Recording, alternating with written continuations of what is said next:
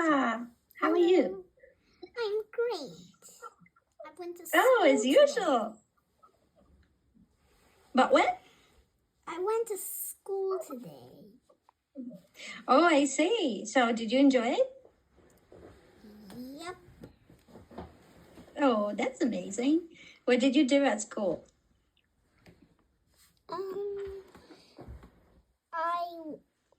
I had classes at school.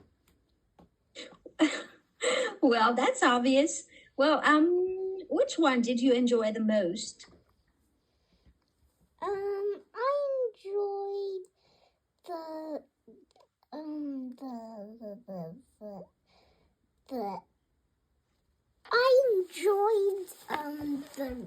I enjoyed recess most. Oh, I understand. That's cool. Well, oh, by the way, I love your hair clippers. They look nice. Thanks. Okay, so today we will continue with the review, the comprehensive review, because we finished the all the parts of Wonder. Now let's take a look. Okay, last time we stopped here. Wait. Yeah. So maybe let's just review here. Okay. So we have, last time we discussed the elements of characterizations. We also discussed the protagonist and antagonist and the types of conflicts in Wonder. So now it's time to look at the plot. As far as I believe you remember, the plot will actually contain at least 5 important stages. What are they? Just a moment. Sure.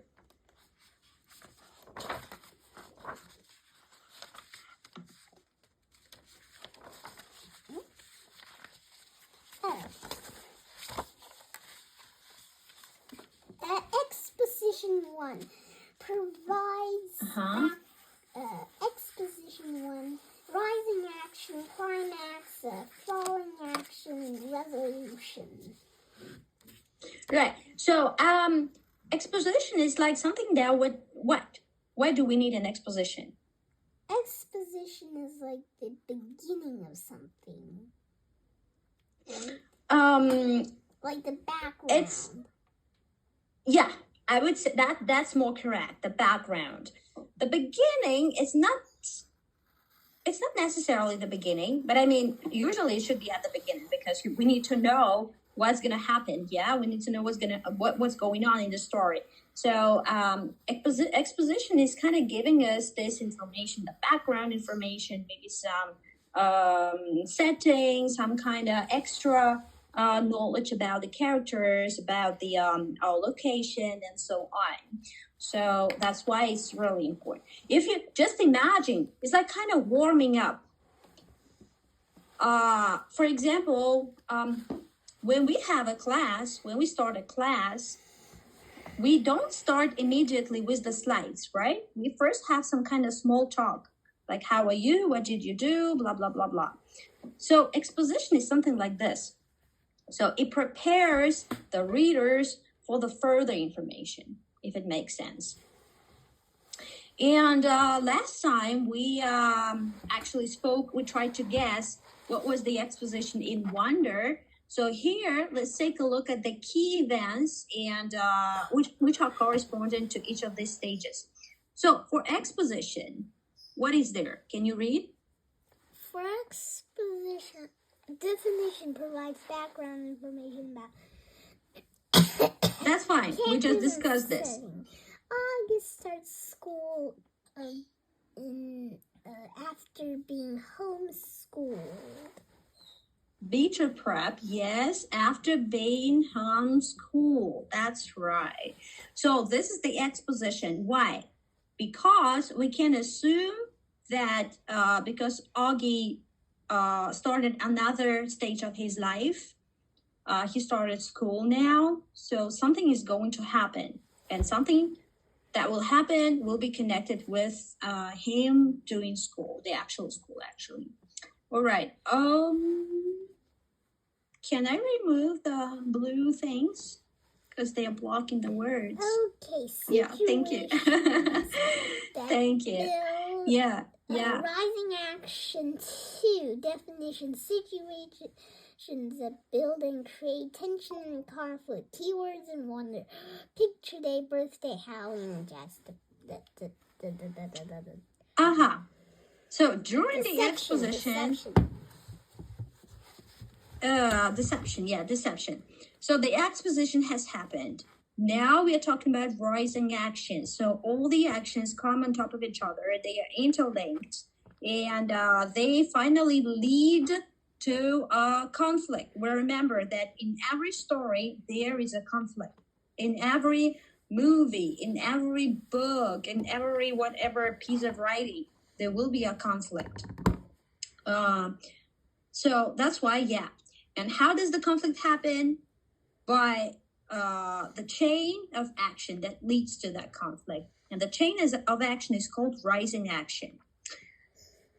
Okay, so can you just focus more on these events? Picture day, birthday, Halloween, and Jack's deception. So how did they lead to conflict? Like Jack's deception is like Jack talking in the mail, right? Like many people were talking in the mail and sending the mail. Mm-hmm. How did it lead to the conflict? To the problem in the story? Oh, everyone hates Jack now. Well, not hate, they just discuss or something. Okay, they don't really like him. Mm-hmm. Yeah. Okay, and this kind of attitude just led to the conflict situations, right? Yep. All right. Now we're talking about conflicts, but conflict has its own peak, which is called what? Which is called, you mean like its own peak? Yeah, the peak is like the highest point. The highest point is the climax. Absolutely. So in every conflict, there will be a climax, because climax helps us turn the situation, change the situation, change the characters, their attitudes, and probably change the flow of action so that we can either reach an agreement in the conflict or maybe just say goodbye to each other. That's it, right?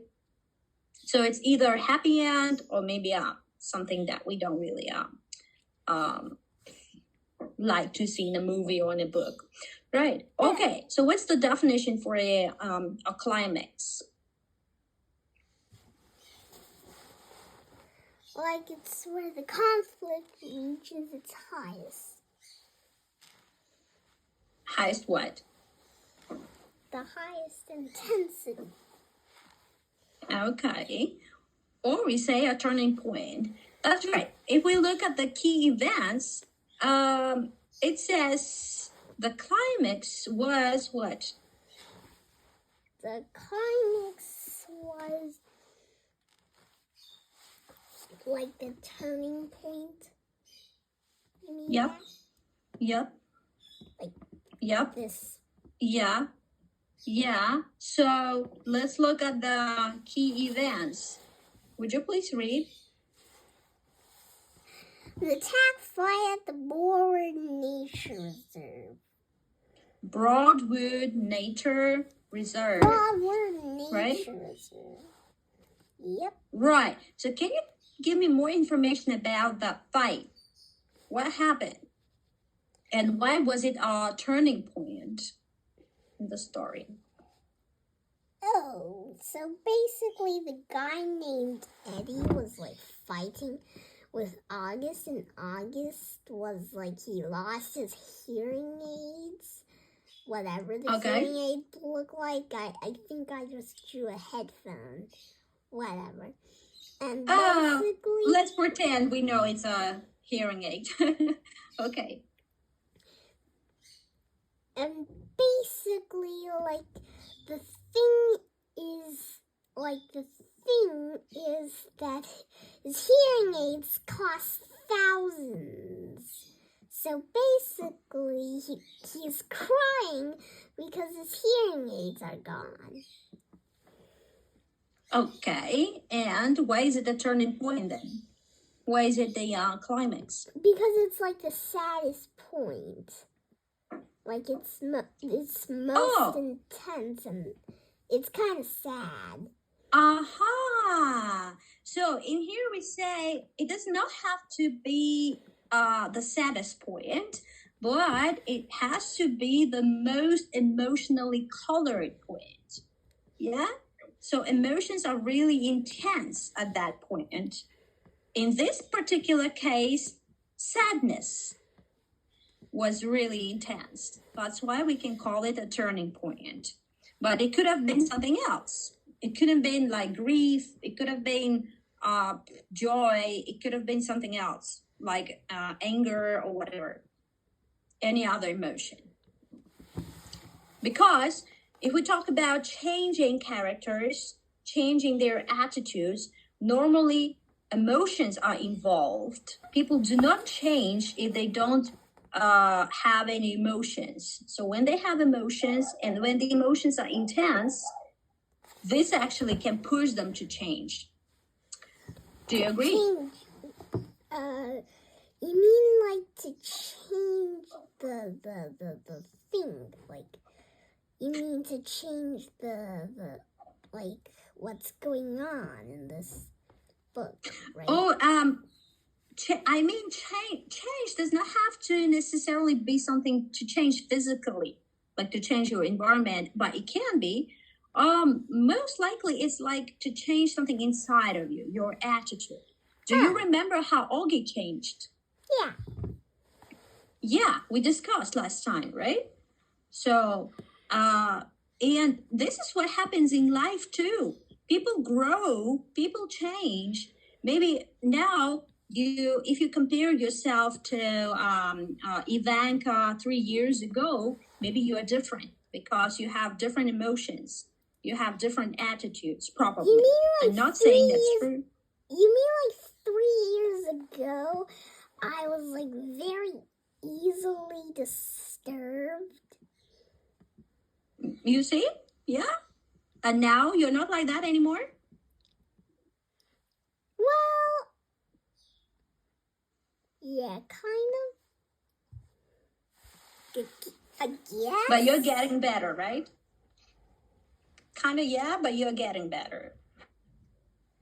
Yeah, and by the way, I just want to tell you something funny. So basically, when I was 3, I called 3 free. Like, free. Oh, I see. Not free, I know. And how did you learn that sound, Fa?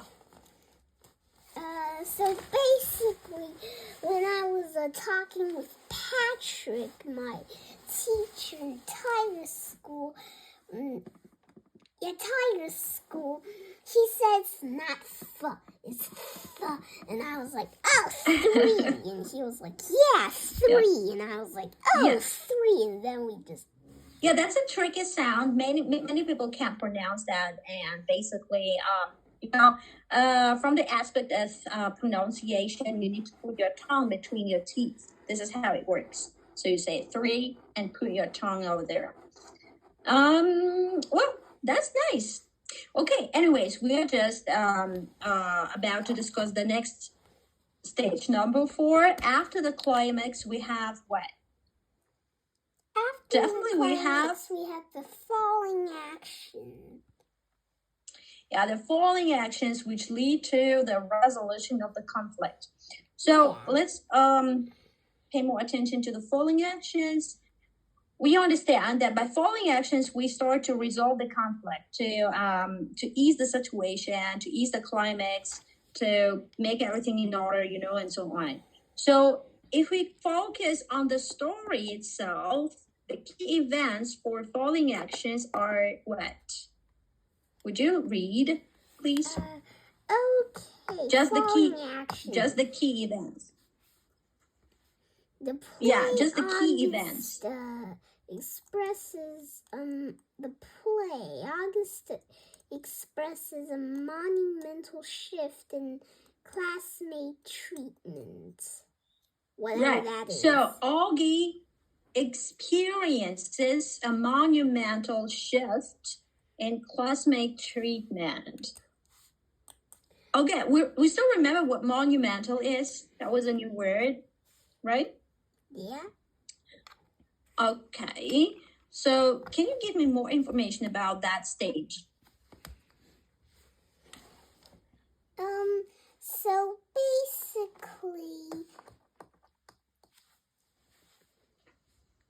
So basically it's like the change of the, like it's, in this it's like the change, but in other books it's kind of like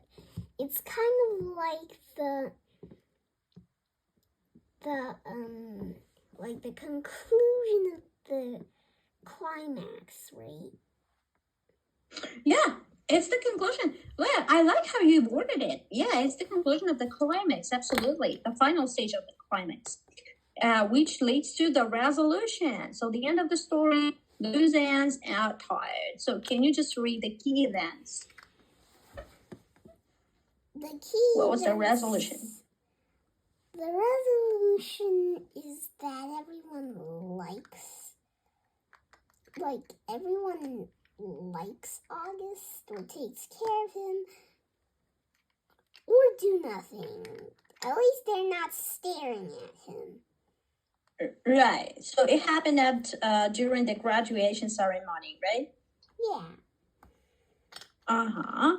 And he also received an award, which helped him boost his self-confidence as well.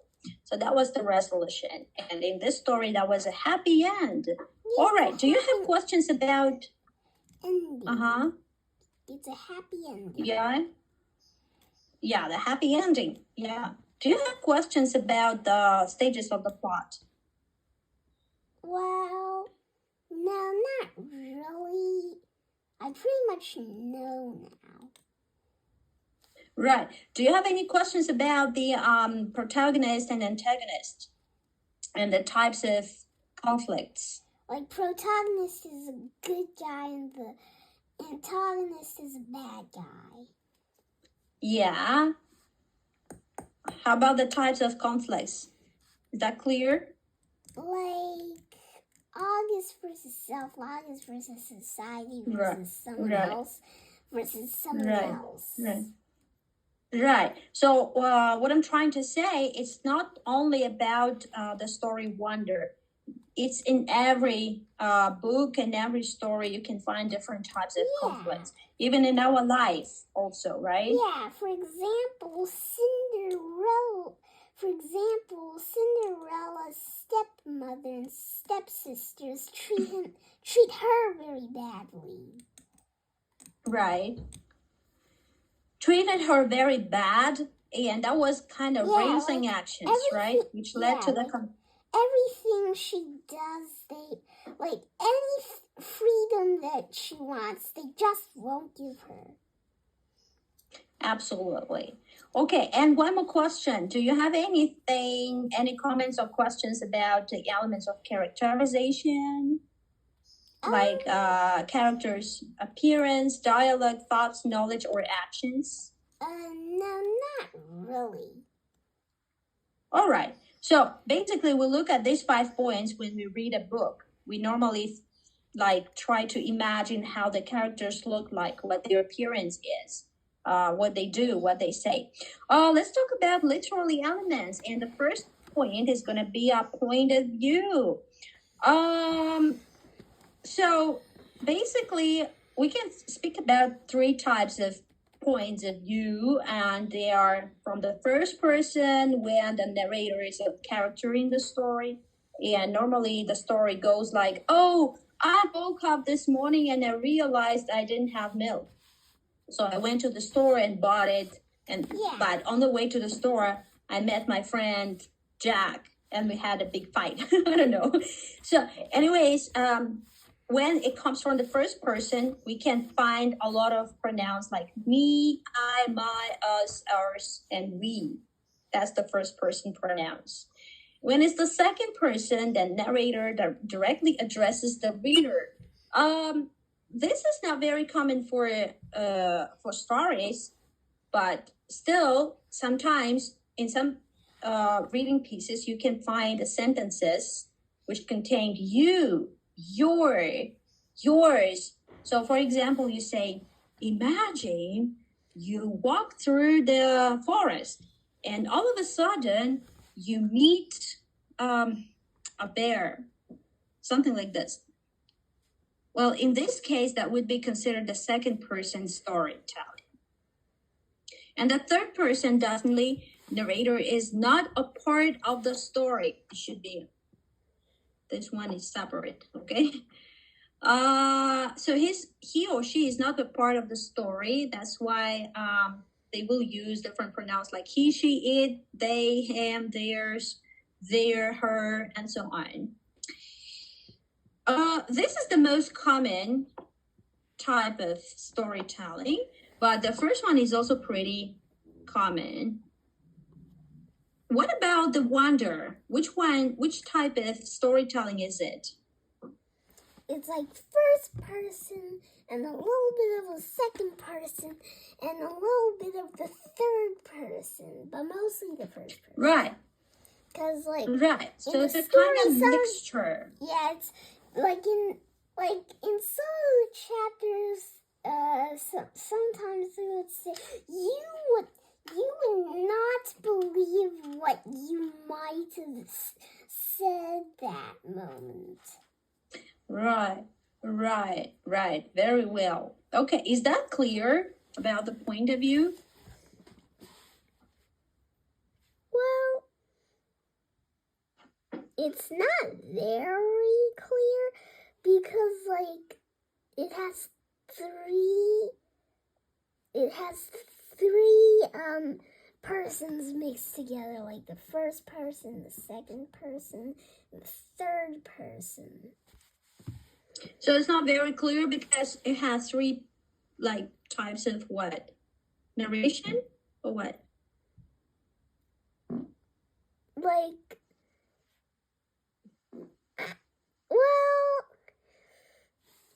Is like the first person, second person, third person thing narration? Yeah. Oh, that's narration. Yeah. So the narrator, right? The person who tells the story, you know who narrator is, right? I know what? Do you know who narrator is? Yeah, you mean a narrator. Right. Do you know who is this? So basically, narrator is like someone who tells something, or for example, the bird flies in, the bird flies in. Right, so that's the person who tells the story. That's why it can be the first person narration, the second person narration, or the third person narration. So, and in this case, we will see this pronouns that corresponded to each type of the narration, or it can be the mix. All right, let's look at the theme. Last time we also, was it last time or the lesson before? We also spoke about different themes, and we said in the story there should be at least one theme, but normally there will be more than one theme. So in Wonder, how many themes are there? There are 3 themes, right? Like the picture day, the Halloween, the birthday. Oh, it's not so the theme is not necessarily an event. It's not like that. Apparently, in Wonder, we can talk about two main themes. Last time we also discussed. And the first main theme would be the importance of being kind. So, normally the story will teach us some values. Do you know what values are? Like lessons? Like things that you value. Normally we say moral values. For example, his moral value is being kind or being honest. Whatever happens, he will always be honest. So his value is honesty or kindness or I don't know, friendship, love, family. Maybe he values family. Family relationship is something that is really important for him. Like value means like you really you want to keep it very like it's very delicate and you have to keep it. Yeah, maybe we like have another word. False. Valuable. Like valuable, yeah, like valuable. But valuable can be something that has price, right? Or something that is important. Like for example, I can say, oh, that was a valuable experience for me. So the experience that I really value. But that's a little bit different. In this context, values means your principles of life. So what's the most important thing for you in life? For someone, it can be friends. They say, oh, friendship is my value, my core value. So whatever happens, my friends will always come first for me. Somebody says it's my family. Somebody says it's work. Somebody says it's, I don't know, my dog, for example. No, not dog, but something, like, yeah. Some kind of principles that we have in life. Does it make sense? I didn't really understand. You don't really understand that? Or maybe you're just, it's a little bit philosophical, I think. So when you grow up a little bit, I think you will understand. Like right now, how old are you, Ivanka? I forgot. 8. 8. So right now, for example, what do you think is the most important thing for you in your life? My mom. Wow. So that's really important. So it's your mom. It's your maybe closest friend, right? Yeah. So to you, you would say, maybe you could say my value in life is my family, my mom, my best friend. So like that. Okay, this is her name. Yep. Oh, I see. Well, in Wonder, anyways, we're talking about the two themes or the two principles or values that are being taught by the story. The first is the importance of being kind. By reading the story, the author, the writer, is actually telling us, yeah, I know, we exceeded the time. It's telling us that it's important to be kind. Yes, Ivanka, do you agree? Yeah. Right. And the second theme is don't make quick judgments. You remember last time we discussed, everybody would judge Olgi by just looking at him. But it shouldn't be the case. We shouldn't be judging people by how they look like. Yep. Yeah. Do you agree? Yeah, so I agree. These are kind of values that people may have or may not have, or principles. Oh my God, Ivanka, we did not finish the slides. Too many things to discuss. Well, okay. Well, I have to stop here because I have another class now started. Okay. Yeah, that's all. Thank you. Thank you for coming. And thank you for the nice discussion. See you next time.